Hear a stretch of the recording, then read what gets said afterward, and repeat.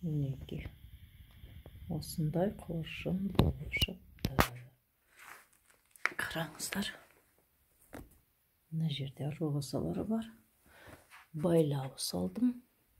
Бұны былай ашылады. Ішінде ковер болады. Мен апаратын нәрселерін ішіне салып қойдым.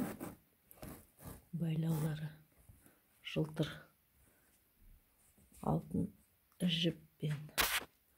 Мен осындай қоржын салатым. Ой, осындай мінекей кілем салатын қоржын болып шықты. Сіздерге ұнады ма? Лайк басыңыздар. Лайк басыңыздар.